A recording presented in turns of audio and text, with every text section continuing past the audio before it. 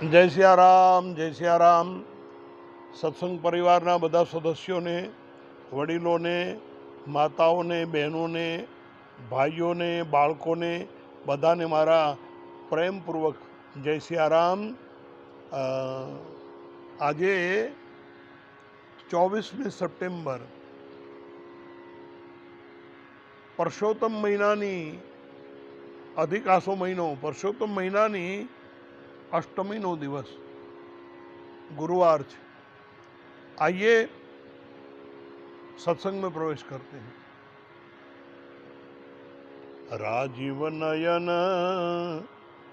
धरे धनुषायक भगत विपति भंजन सुखदायक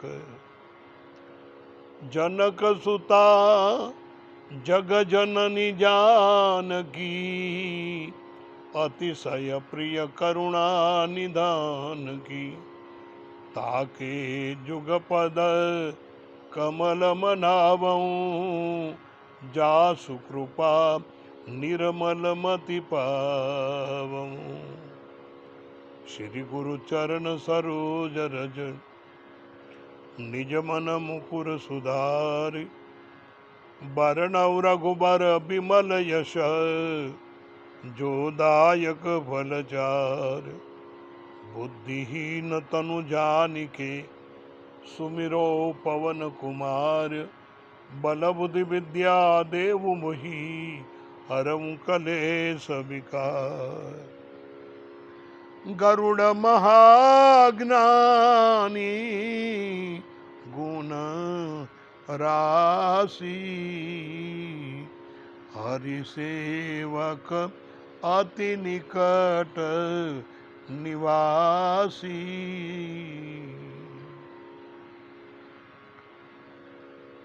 सुंदरकांड की कुछ चर्चाएं हम कर रहे हैं।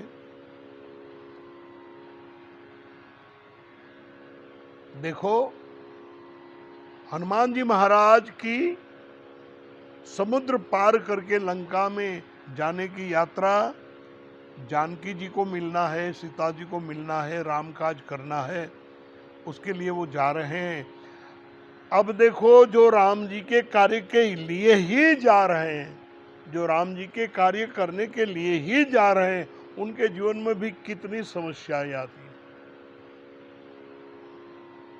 इसलिए समस्या कब आती है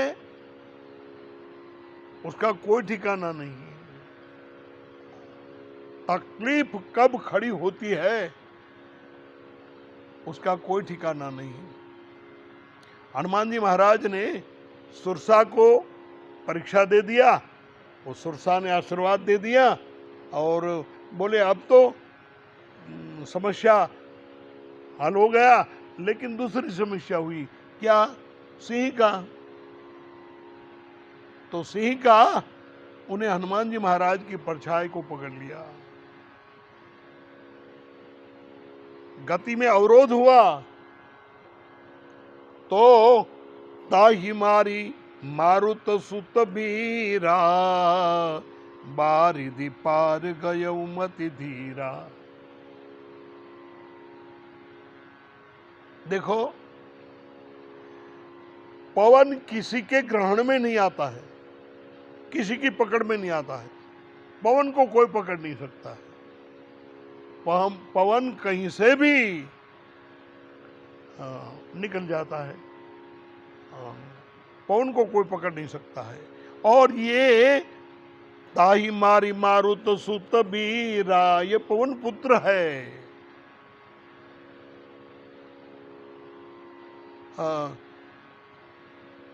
मरुत पवन, पवन में कितनी ताकत है। पवन से, मरुत से सब माया का नाश हो जाता है। मरुत से सब माया का नाश हो जाता है। इसलिए लोग मंत्र पढ़ करके फूंक मार देते हैं, मंत्र पढ़कर फूंक मार देते हैं, पवन प्रकट कर देते हैं। गुरु मंत्र लेने जाते हैं तो गुरु महाराज भी कान फूंक देते हैं।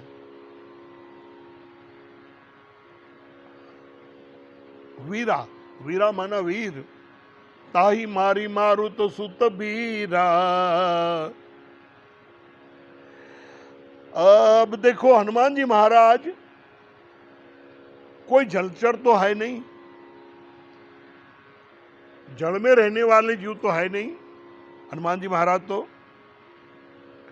और जल में ही सिंहिका को मारा।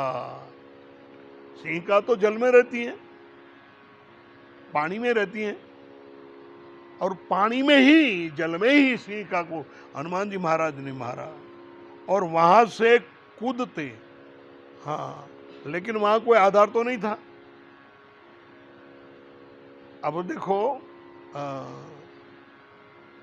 पानी में, जल में जो जलचर प्राणी है उनकी ताकत बहुत बढ़ जाती है। भागवत जी में कथा आती है, हाथी जैसे जानवर को भी, हाथी जैसे महाकाय प्राणी को भी जो स्थलचर है उनको वो मगर खींच जाता है, क्योंकि मगर जलचर है। तो जलचर जीवों की जल में ताकत बड़ी होती है, तो हनुमान जी तो स्थलचर हैं, वो तो कोई जलचर है नहीं, और कोई आधार भी नहीं कि कूद जाए, कैसे कूद जाए, लेकिन अपने ही बल से उछले, अपने ही बल से उछले, और बारिधि पार गयो मति धीरा, और समुद्र पार कर दिया। अब सुनिए कितनी ताकत होगी। हाँ, यहां कहा बारिधि पार गयो मति धीरा, समुद्र के पार कर दिया, वो समुद्र के सामने वाले किनारे पे पहुंच गए। लेकिन कैसे हैं वो? धीरमती वाले हैं। अब समस्या तो आती है, लेकिन मानवी को अपनी धीरज नहीं गंवाना है। धर्म का पहला लक्षण यह है क्या? घृति क्षमा दमो अस्तेयम च। घृति, घृति माने धीरज, धीरज। आज लोगों में से धीरज बहुत कम हो गई है। धैर्य, धीरज, क्षमा, हाँ, दम, अस्तेय, ये धर्म के लक्षण हैं। बारिधि पार गयो मति धीरा, धीरमति वाले हनुमान जी महाराज। देखो भाई, और अपने बल से सिंहिका को मारा, कोई आधार नहीं था, कोई किसी की मदद नहीं थी। केवल राम जी हृदय में थे, और मुझे ये दो पंक्ति यहां याद आ गई। अरे राह में धूप तो होगी, जो चल सको तो चलो, राह में धूप तो होगी, जो चल सको तो चलो। राह में, रास्ते में धूप तो लगेगी, समस्याएं तो आएगी, जो चल सको तो चलो। और सभी है भीड़ में, तुम भी निकल सको तो चलो, सभी है भीड़ में, तुम भी निकल सको तो। यहां सब लोग भीड़ में हैं, सबको पहुंचना है, सब यात्रा में हैं। इसलिए आगे ये शायर ने कहा है, यहां किसी को कोई रास्ता नहीं देता, यहां किसी को, गौर से सुनिए, यहां कोई किसी को रास्ता देता ही नहीं है। यहां किसी को कोई रास्ता नहीं देता, नहीं देता। मुझे गिरा के तुम भी, वैसे गिराना नहीं चाहिए, लेकिन मुझे गिरा के तुम भी संभल सको तो चलो,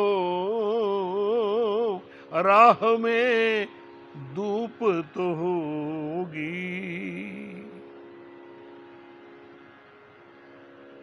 हनुमान जी महाराज अपने बल से,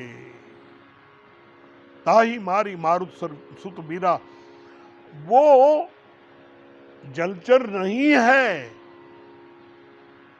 और कोई आधार भी नहीं है, लेकिन हृदय में राम है और लक्ष्य में सीता जी की खोज, राम काज। इसलिए हनुमान जी महाराज निकल गए। देखो अब देखिए, और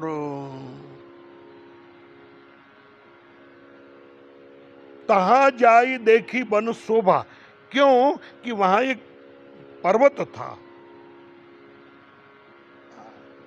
वो पर्वत के ऊपर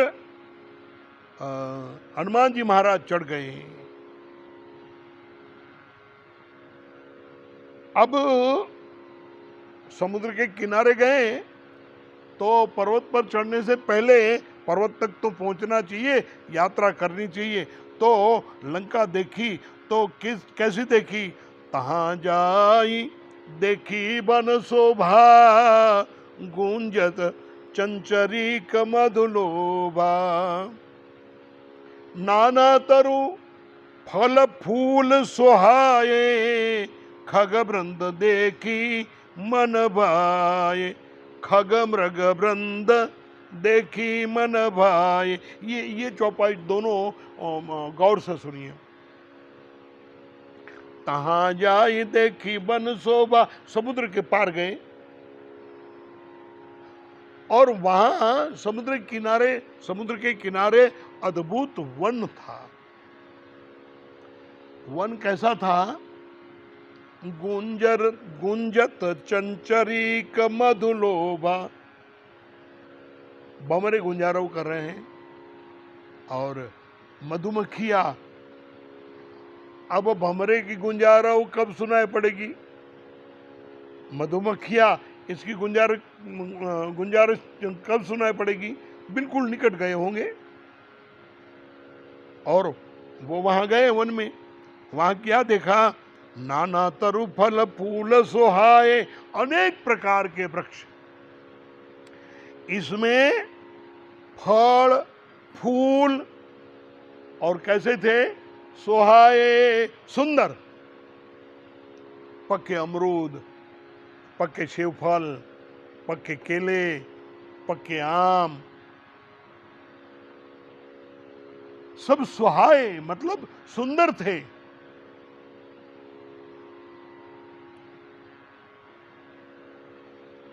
अब यहां ये देखना है कि हनुमान जी क्षुधातुर हैं, उनको क्षुधा ही है। हनुमान जी ने कब भोजन किया सोचो?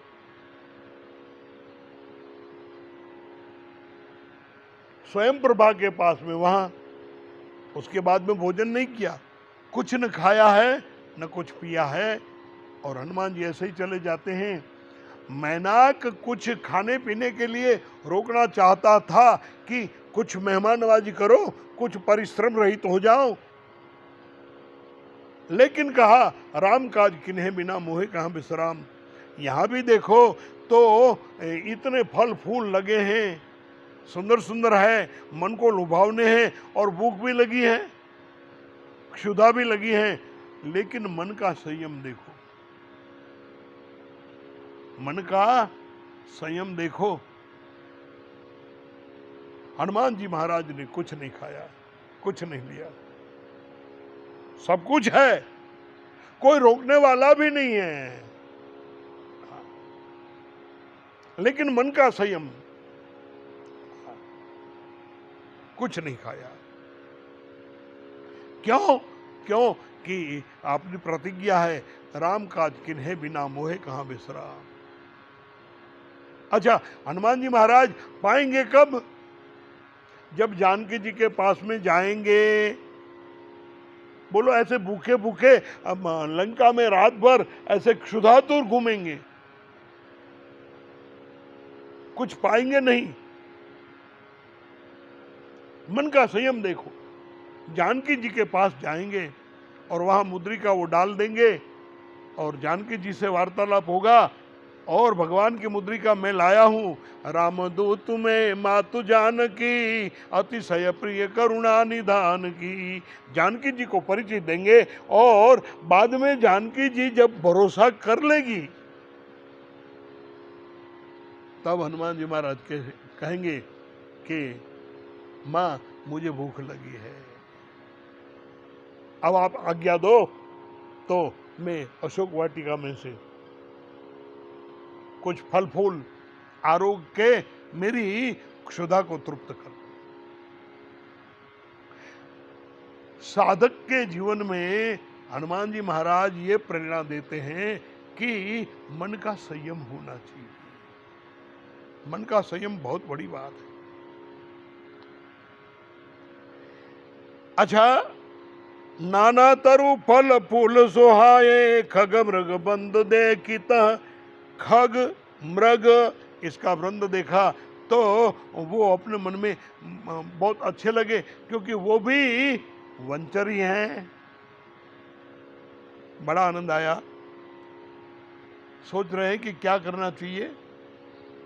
तो वहां उसने देखा कि शैल विशाल देखी एक आगे विशाल पर्वत। अब विशाल पर्वत देखा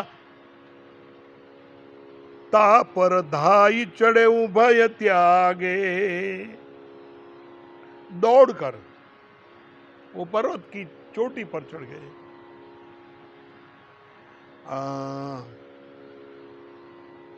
लंका समुद्र, समुद्र के बाद में वन, वन के बाद में ये पर्वत था। उसके ऊपर क्यों चढ़े? बोले यहां से लंका दिखाई पड़ेगी तो लंका नो नक्शो जोवा माटे, लंका नो नक्शो जोवा माटे, लंका का मानचित्र देखने के लिए कि क्या है लंका, कैसी है। अपने प्लान बनाना है, लंका में जाना है। अच्छा, अब वो समुद्र के पार ये पर्वत है, वो पर्वत में रावण ने काल की चौकी बिठाई है। काल वहां चौकी करता है, किसी को लंका में प्रवेश नहीं करने देना। ये पर्वत की चोटी पर वो काल रहता है, चौकी करता है। लेकिन हनुमान जी महाराज तापर धाई चढ़े उभय त्यागे। भय त्यागे, उनको डर नहीं लगा, काल का डर नहीं लगा। अब देखो समुद्र में कितने विघ्न आए। मैना खड़ा हुआ, इनको स्पर्श करके निकल गए तो सुरसा आई, दूसरी समस्या, कितने विघ्न। फिर सिंहिका आई, विघ्न। तो ये पर्वत पर चढ़ गए, बोले क्या क्या विघ्न आएंगे, क्या क्या होगा, क्या क्या पता नहीं। रावण ने वहां काल का पहरा रखा था, लेकिन भय त्यागे, हनुमान जी महाराज को भय नहीं लगा। अब देखिए पवन देव भी रावण से डरते हैं। हमारे सौराष्ट्र में माताएं गाती हैं, बहुत सुंदर गाती हैं, दौड़ गाय बेनो।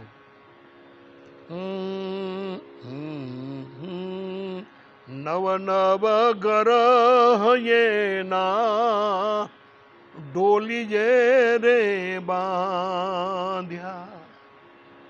रावण के ऐश्वर्य का वर्णन है। नव नव ग्रह ये ना डोली जे रे बांध्या।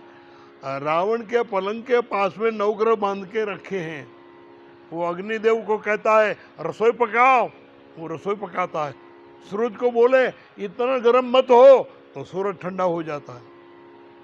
ऐसा हमारी माताएं गाती हैं सब, अपनी काठियावाड़ी माँ बहनों गाय છે બધી। अरे नव नव ग्रह ये ना डोली जे रे बांध्या। અને વાયુ વાસીદાએ ના કરતા। પવનદેવ એનું વાસીદું વાળે, પવનદેવ એની સફાઈ કરે। વાયુ વાસીદાએ ના કરતા એ રાવણ રાયને એ કારણ આવ્યો। लंका ते नगरी नो रावण राजियो। बड़ा प्यारा गीत। हमें तो अब कौन गाता है, लेकिन ये साहित्य देखो, ये संगीत देखो, माताएं गाती थी। अच्छा, तो पवन देव भी, लेकिन ये पवन पुत्र हैं। अपने में कहते हैं ना, बाप करता बेटो सवायो, बाप करता बेटो सवायो। पवन डरता है रावण से, लेकिन हनुमान जी नहीं डरे। क्यों नहीं डरे? क्योंकि जिनके हृदय में राम है, जिनके हृदय में राम है। और अभी तक भय त्यागे, ऐसा शब्द प्रयोग नहीं हुआ। भय त्यागे का अर्थ सुनिए, यहाँ गोस्वामी जी ने लिखा है, शैल विशाल देखिए कागे तापर दाई चढ़े भय त्यागे। इसका मतलब ये हुआ अभी तक भय था। इसका मतलब ये हुआ ना, अभी तक भय था। हाँ था, लेकिन वो हनुमान जी के पीछे पीछे जाकर के देखता था कि जब समस्या आती है तो हनुमान जी मेरा स्वीकार करते हैं कि नहीं, ये भयभीत होते हैं कि नहीं। तो सुरसा आई, हनुमान जी भयभीत नहीं हुए। वो सिंह का आई, हनुमान जी भयभीत नहीं हुए। तो भय त्याग, भय ने सोचा कि ये तो भयभीत होने वाला है नहीं, इसलिए भय उनका त्याग करके भाग गया। भय त्यागे, भय ने हनुमान जी को त्याग दिया कि ये तो भयभीत होने वाला नहीं है, चलो मैं उनको छोड़ देता हूं। भय त्यागे, अब भय त्यागे ये बात आई कथा में। तो ये सुन करके पार्वती जी के मन, ये कथा भगवान शिव जी पार्वती जी को सुना रहे हैं कैलाश में। तो पार्वती जी ने ये सुना, भय त्यागे, कि भय ने, डर ने हनुमान जी को त्याग दिया। तो ऐसी बात सुन के पार्वती जी के चेहरे पर, उनकी कुछ चेष्टाओं में कुछ आश्चर्य की झलक दिखाई दी। कुछ आश्चर्य कि भय भाग गया। तो मतलब हनुमान जी कितने बड़े, ये देखकर शिव जी समाधान करते हैं। शिव जी कहते हैं, उमान कछु कपि के अधिकाई प्रभु प्रताप जो काल ही खाई। हे उमा, इसमें कोई कपि की महानता नहीं है, ये भगवान की कृपा है। क्योंकि भगवान की कृपा जिस पर होती है वो काल को भी खा जाते हैं, क्योंकि शिव जी ही हनुमान जी के अवतार है ना। और जब वो सूर्य को निगल गए थे, बाल समय रवि बख्श लियो, जब तीन लोग भयो अधियारो, तब तब इंद्र ने वज्र मारा तो काल आया, तो हनुमान जी ने काल को उठा करके भी अपने मुंह में रख लिया। इसलिए यहां कहते हैं कि उमान कछु कपि के अधिकाई, प्रभु प्रताप जो काल ही खाई। भगवान की कृपा से, ये सब भगवान की कृपा है, भगवान का प्रताप है, ये कहा। अब गिरि पर चढ़ी लंका ते ही देखी, कहीं न जाई अति दुर्गभिषेकी। पर्वत पर चढ़ के लंका देखी तो लंका कैसी है, कहीं न जाई अति दुर्गभिषेक। पहले ही लंका का किला देखा तो किला इतना मजबूत है।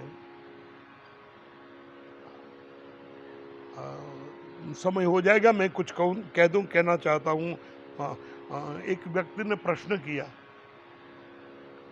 कि सतयुग, त्रेतायुग, द्वापर युग, इससे अपना एक कलयुग अच्छा है। तो महात्मा जी ने कहा कि कैसे? बोले सतयुग में राक्षस थे, वो राक्षसों को भगवान ने, हिरण्यकशिपु थे वगैरह वगैरह सब, भगवान ने अवतार लेकर के उनको मारा और राक्षस विहीन पृथ्वी कर दिया।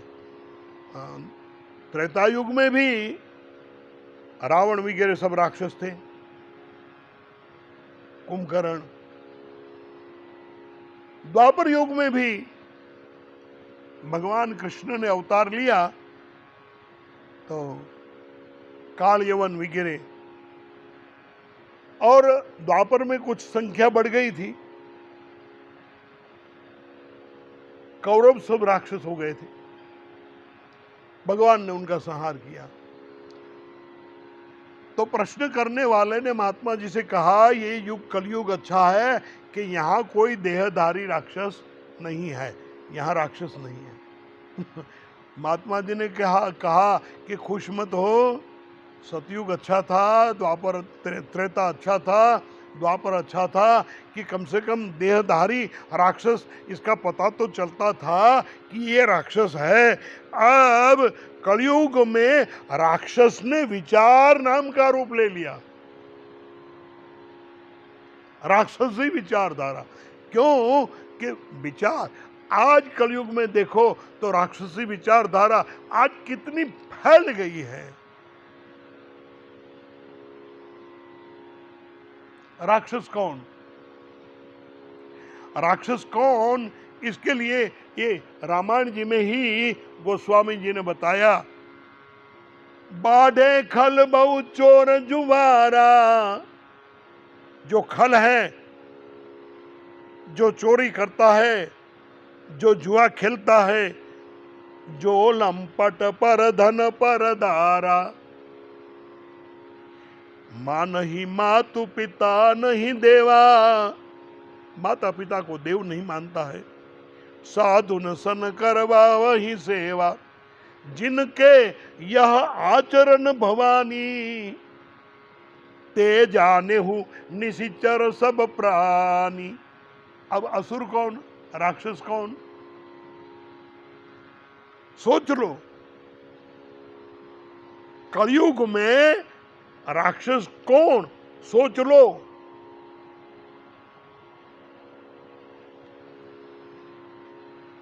विचारों को शुद्ध करने के लिए केवल सत्संग है और कोई रास्ता नहीं है। क्यों? विचार के साथ में एक शब्द जुड़ता है, आचार विचार। जैसा व्यक्ति का विचार होता है उसका ऐसा आचरण हो जाता है। इसलिए बस बहुत समय हो गया, आओ आगे कल सुनाएंगे। सर्वे भवन्तु सुखिनः, सर्वे सन्तु निरामया, सर्वे भद्राणि पश्यन्तु मा कश्चित् दुःखभाग् भवेत्।